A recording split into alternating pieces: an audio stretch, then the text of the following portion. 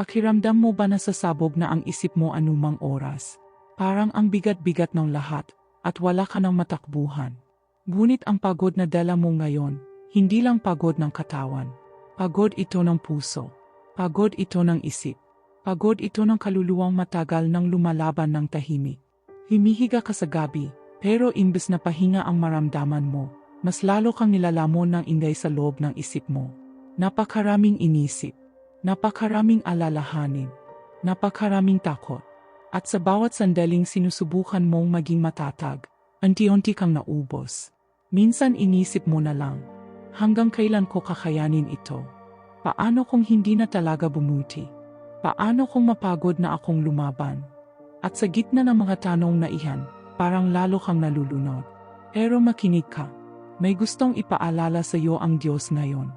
Sa gitna ng gulong nararamdaman mo, may katahimikan siyang inihahanda para sa iyo.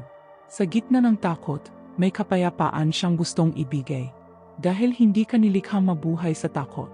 Hindi ka nilikhang pasanin mag-isa ang bigat ng mundong ito. Hindi ibinigay ng Diyos ang buhay para maging kulungan ng pag-alala ang isip mo. May mas higit siyang nais para sa iyo. Habang inisip mong wala ka ng lakas, kumikilos ang Diyos. Habang pakiramdam mo ay unti-unti kang bumabagsak, inaalalayan ka niya. Habang akala mo ay nag-isa ka, nandoon siya. Nakikita niya ang pagod mo. Naririnig niya ang tahimik mong iyak. Alam niya ang bigat na hindi mo masabi sa iba. At hindi ka niya hinuhusgahan sa pagkapagod mo. Sa halip, nilalapitan ka niya ng may pagmamahal. Hindi para dagdagan ang bigat mo, kundi para pagaanin ito. Dahil nais ng Diyos na maranasan mo ang pahingang hindi kayang ibigay ng mundo. Hindi ito pahinga na galing sa bakasyon. Hindi ito pahinga na galing sa pagtakas. Ito ay kapayapaang nagmumula sa presensya niya. Kapag hinayaan mong ang Diyos ang humawak sa bigat mo, doon nagsisimulang gumaan ang puso mo. Kapag tumigil kang kontrolin ang lahat, doon pumapasok ang kapayapaan. Dahil ang totoo, hindi mo kailangang kayanin ang lahat. Hindi mo kailangang lutasin ang lahat. Hindi mo kailangang dalhin ang lahat ng mag-isa. Ang gusto lang ng Diyos ay lumapit ka. Lumapit ka dala ang pagod mo. Lumapit ka dala ang takot mo. Lumapit ka dala ang lahat ng gumugulo sa isip mo. At hayaan mong siya ang magbigay ng pahinga sa kaluluwa mo. Sa sandaling ito, habang nakikinig ka, may ginagawa ang Diyos sa puso mo. Unti-unti niyang pinapatahimik ang isip mong pagod. Unti-unti niyang tinatanggal ang bigat na matagal mo ng pasan. Unti-unti niyang pinapalitan ang takot ng kapayapaan. At baka hindi mo pa ito lubos maramdaman ngayon. Pero nagsisimula na. Nagsisimula ng gumaan ang dibdib mo. Nagsisimula ng luminaw ang isip mo. Nagsisimula ng bumalik ang pag-asa. Dahil kapag ang Diyos ang kumilos sa puso mo, may mga pagbabagong hindi kayang gawin ng sarili mong lakas. Ang bigat na akala mo'y hindi mawawala, unti-unting nawawala.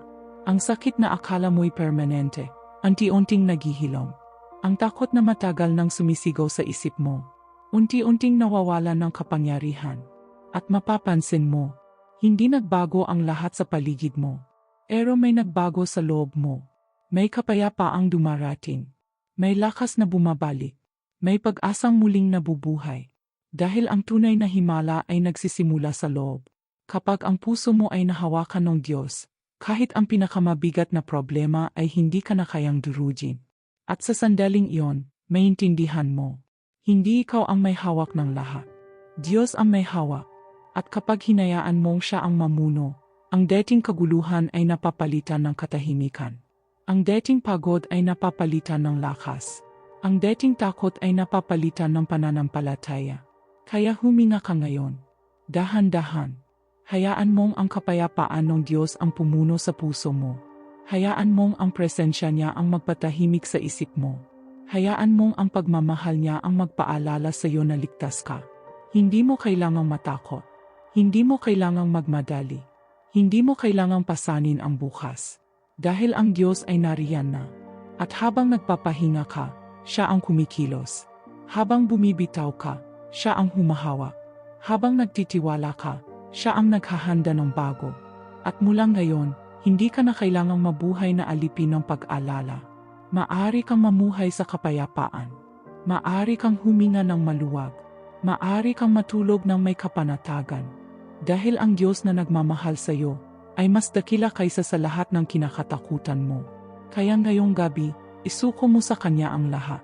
Ang pagod mo, ang takot mo, ang bigat mo, at tanggapin mo ang kapayapaang inihahanda niya para sa iyo.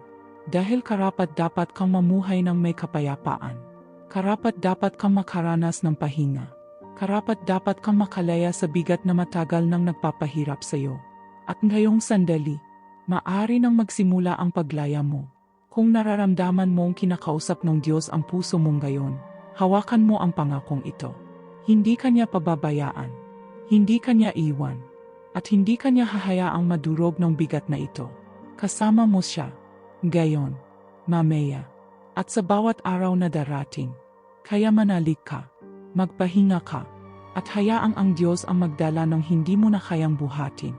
Dahil sa piling niya, may kapayapaan, may pahinga, at may bagong pag-asa para sa iyo.